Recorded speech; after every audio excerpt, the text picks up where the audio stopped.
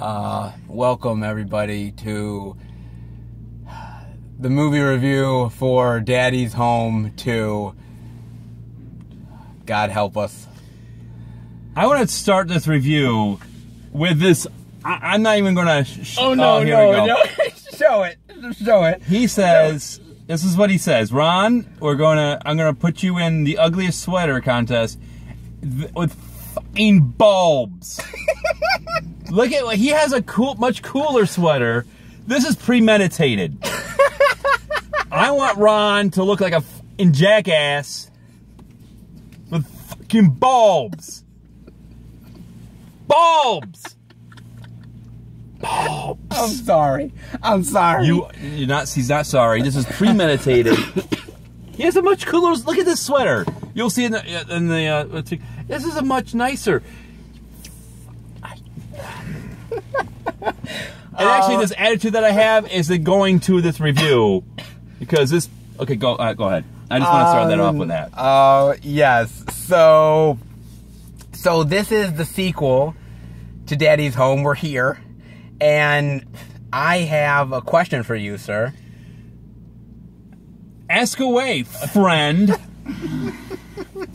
My question is, what are your thoughts on the first Daddy's Home and your thoughts on Will Ferrell? Well, I never got to see the first one. Wait a minute. Hold on a second. We're going to get really pissed in this review right now. I ended up doing a Netflix Nights movie review for Daddy's Home. You can check it out on the channel. I suffered through that so I could be well prepared for Daddy's Home 2. And here I thought you actually watched. I saw bits and clips online / this and that, but I've never actually seen the first Daddy's Home. Yeah, suck on that, son. Okay, so you never saw the first Daddy's Home. You didn't have to suffer through it like I suffered through it. But what are your thoughts on Will Ferrell in general? I don't mind Will Ferrell. I think in certain roles, him being a comedic actor in like Anchorman, okay, fantastic. Sure. What's the other one that he has done? Old School, great in Old School. Great. This one I don't mind. I mean, I don't mind the overly sensitive, goofy Will Ferrell, because that's what's the one the race called? Talladega? Oh, Talladega Nights. That was I saw that at work. Oh, really? And that was corny. Yeah. Very much like the middle end part of this film. Well, look, I said it kind of in... But I don't mind Will Ferrell in general. I don't mind him. Well, I mean, I said it in the Netflix Nights review, which is basically like, I don't find Will Ferrell funny. Okay. I don't. The minor roles that I've liked him in, Old School, I liked him in that small cameo role he did in Wedding Crashers. The small role he did in Starsky and Hutch. I mean, those small roles, but the big leading role stuff, I don't tend to like him in it. And I think... Too much? Well, I think the man-child thing. Okay. The man-child thing is what really gets to me. And the first Daddy's Home, I didn't like him in the first Daddy's Home. So here I was, like, really dreading, like, oh my God, more man-child? That's what I was like, oh God, I'm dreading this. But, I mean, where do you want to start with Daddy's Home 2? Well, when I saw the preview on this, yes, I was hopeful. I was like, okay, sure. This looks really good. Okay. This time the fathers are here. All right. And you get to see, Rusty, his father's more of a man's man, very, the old school way. He's going to do his thing. Then John Lithgow. Yeah. Is very, passive, very openly loving everybody, waving at everyone, strangers. Yes. And he's, and it's almost like the Odd Couple and the old Odd Couple. Yes. And I thought it's going to be fun. The first act, I had no problem with. I thought it was great. Set it all up. toward the middle, it got okay. Corny, but I like corny at times. The end, from, I guess we call the third act to the fourth act, Sure. got cornier and cornier beyond. It's a field of corniness. Well, It was almost to me. It was like I was closing my eyes a little bit at times, going, "This is too corny." Like, oh, I got uncomfortable, and it wasn't the people around me being goofy in the seats. I'm talking the film was being a little too corny. Well, let me tell you something. The first one, there's all kinds of corniness. So I don't know if you love the first one. How corny compared to the first one? From the second one. Let me put it this way. I think the second one is a better film than the first film is. I think there's less corniness in the second one than there is in the first one. Oh. Yes, at least in my opinion. I do think, I mean, right off the bat, I'll say it. I think this film's a better film. I liked Mel Gibson in it. I like John Lithgow in it. I thought Mark Wahlberg is still good from the last movie. I even thought at times Will Ferrell was a little bit more toned down. Not all the time, but I think a little bit of the time he was. I thought all the actors did a pretty decent job with what they had. Everybody pretty much returned from the first film, so nobody, I don't think, didn't return except for the black guy. But you know, I think they probably just were like, you know, one black guy too many. Oh, oh boy. But I did enjoy Billy Burr cameo appearance when we were at the school play, and he. Oh, him. Well, he's in the first film. Oh, was he? Yes, he's in the first film. So that whole thing with like Wahlberg saying "shut up" and everything, like, okay, because he kind of fears him a little bit. Oh, okay. Yes. So it's in that. It's in that thing. But you know, the thing about it though is that, like, I thought it was interesting that they had gotten along more in this film, the co-dad thing, and they figured that out and everything. You know, some things are working for him, some things are not, and vice versa. I thought that was cool. I thought, you know, the Christmas time thing worked. I thought them, you know, the fathers coming into it, the grandfathers coming into it, was interesting as well. I mean, I thought it was kind of a cool thing for them to do. And I liked a lot of the sort of back and forth they all had together. I kind of knew that Mel Gibson was going to be the one to kind of, like, you know, stir the pot, so to speak. I kind of knew he was going to do that. But I really did like the interplay between all of them. Is there corniness? God, yes, there is. And, I mean, those are the moments where I rolled my eyes. There's no doubt about it. I had my eyes closed. It got almost. Not almost. It got so corny and uncomfortable. I just closed my eyes like, come on, move on. Oh boy. Oh, yeah, goodness. This is weird. This is uncomfortable. Let me ask you this, because this movie kind of wants to be, in some way, sort of the next, I guess, maybe Christmas Vacation movie. Okay. You know, sort of like the next National Lampoon's Christmas Vacation movie. I mean, and there's a lot of goofiness and stuff in that movie too. So but it's not douche chills, uncomfortable corniness. In Christmas Vacation, you have Randy Quaid, Chevy Chase, and Beverly D'Angelo. Yep. Yeah, there was a little bit. It wasn't corny.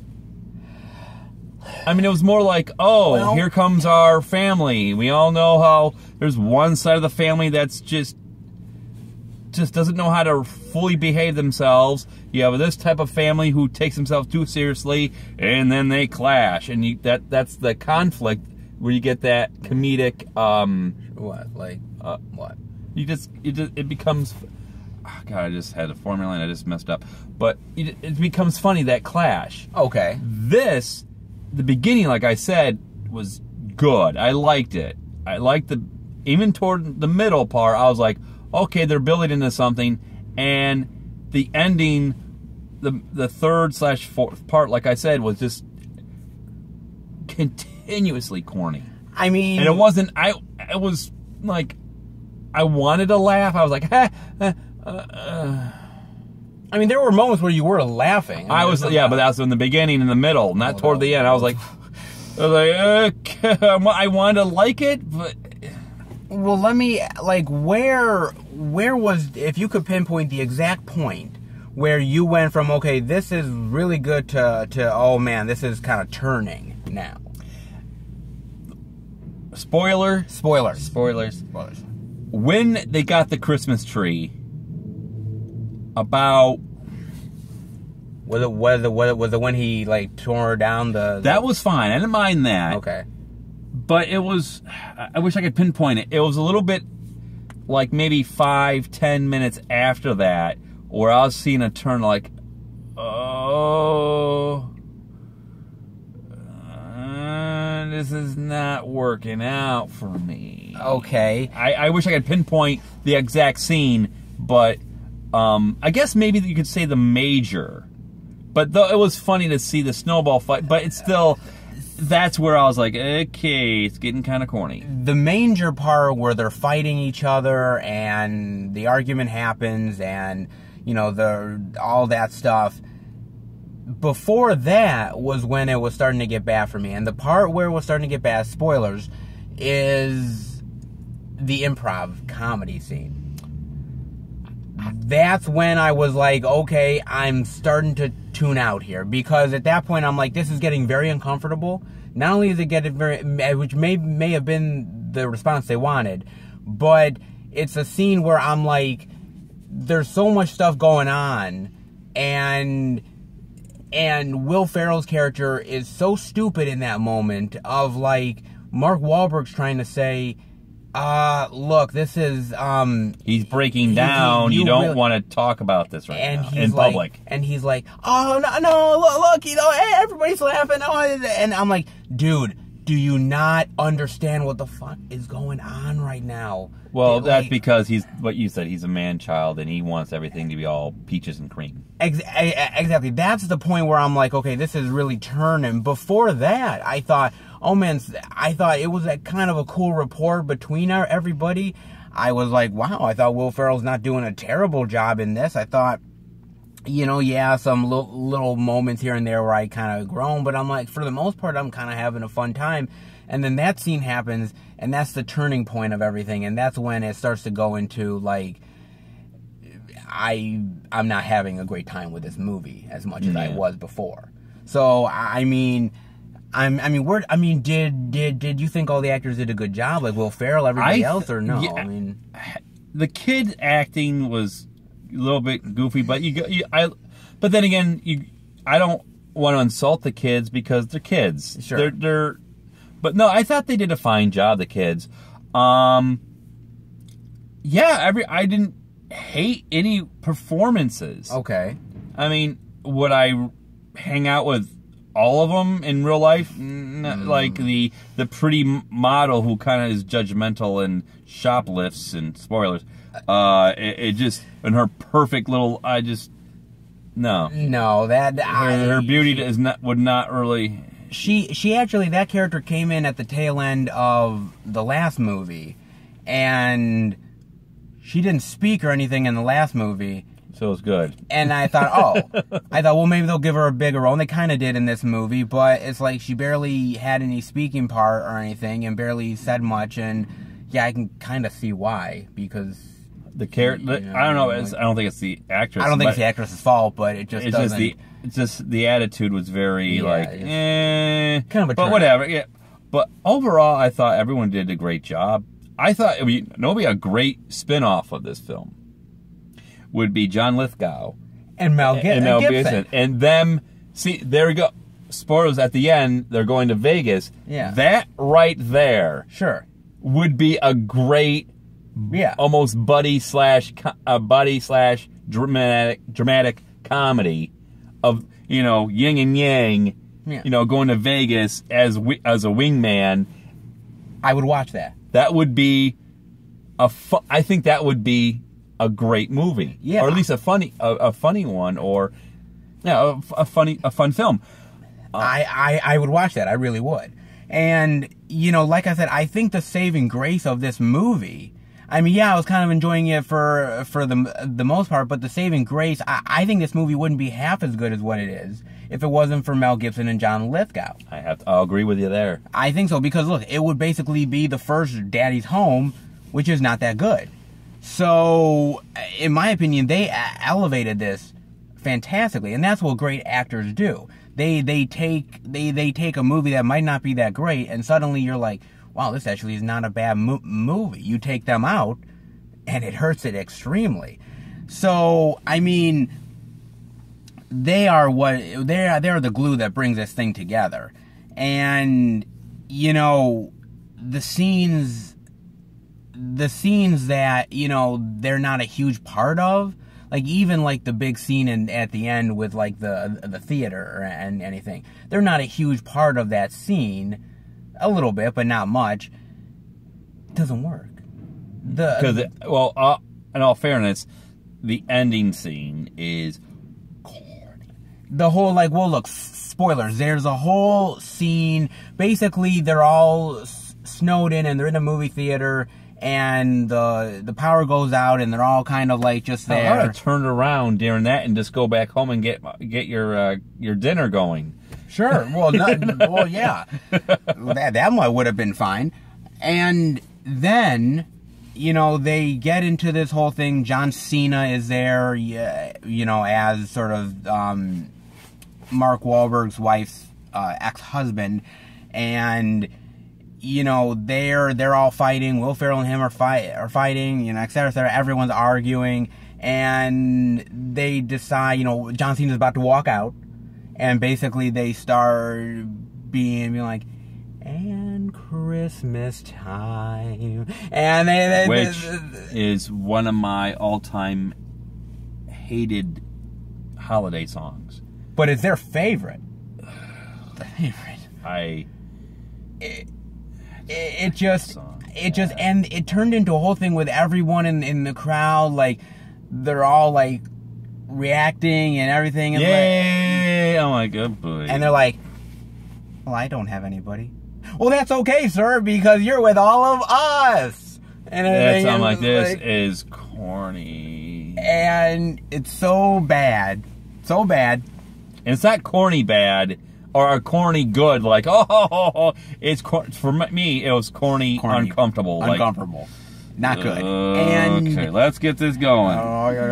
Yeah, you know, and you know, then they you know, and then there's that whole scene of you know, them all embracing, and then there's the little kid who's getting kissed by a bunch of little girls, which I'm like, that's really weird. That came out of like, that's when I was like, what? You know what, at that point, what it reminded me of, especially when the little boy sort of like Airplane? No. Oh.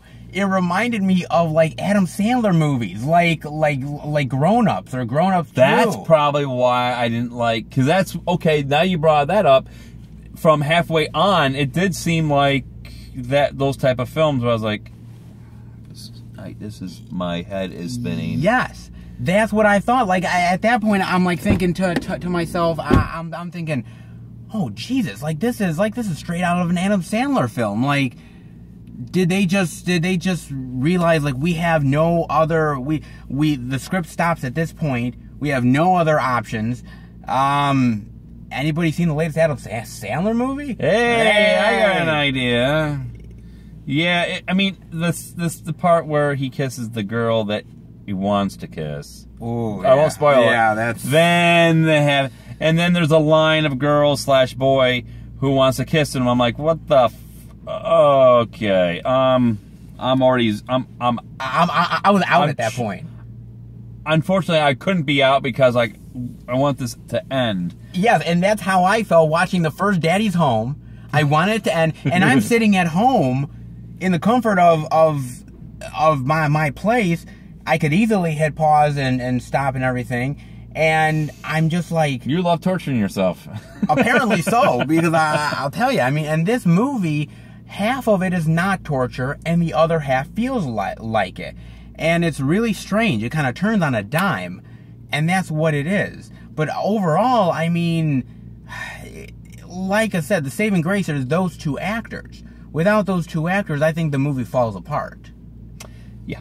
But, I mean, do you have any other thoughts you want to say about the movie? That's pretty much, that's all I got. I mean, I will say this. The movie's very festive, and, you know, it does have that Christmas holiday theme, and I think people are going to embrace this movie, unfortunately, but they are going to embrace it, and, you know, could we see a Daddy's Home 3? Probably, well, if it makes money, it will. But I'd much rather see the two grandfathers going to Vegas and that would be a funny film. You know what I would rather see? They were watching the fake movie of Liam Neeson, Mistletoe. I wanted to see the Mistletoe movie. I wanted to see that movie, man. No, I'd rather see the John Lithgow and Mel Gibson film. I'd much rather see that one well over... I just wanted to see the Mistletoe movie where Liam Neeson like continues to say motherfucker in front of little kids. Like I wanted to see that. See, it's that attitude that's going to make it. I'd rather see the other one. Oh, fair enough. What are your final thoughts and grade rating on Daddy's Home 2? My grade rating is a D+. A D+. Okay. And the reason why it's a D, why I put a plus in there, is because of Mel Gibson and John Lithgow. They, like you said, they do make this film tolerable, especially in the beginning, in the middle. Toward the end, it was just, my head was spinning. I was like, I can't do this. So I give it a D+. Is that a high or a low D+, or just like a flat? Like just a flat. Oh, that D+. Okay. For me, look, this movie I was dreading this movie, and anybody who's on my Netflix nights knows that. And you know what? That first half, I was sitting there like, wow, they've actually learned some of their lessons, and not bad. And then it just goes downhill. And really corny and not good. And like I said, if it wasn't for Mel Gibson and John Lithgow, this movie would damn near be a train wreck. So my grade rating is also going to be a D+. Is going to be a D+ as well. And I'm not shocked by it. I don't want a Daddy's Home 3, but I kind of feel like we will be in the theater watching Daddy's Home 3 in a couple years' time, and that will break my heart. Don't count me in that one. Well, I kind of got to count you now. And actually, the good thing is that you know, I got you this wonderful sweater, and you can wear that for the Daddy's Home 3 as well. Hey. I don't know if there's a torture device that I want to put you in. I want Darth Vader's chokehold. Just to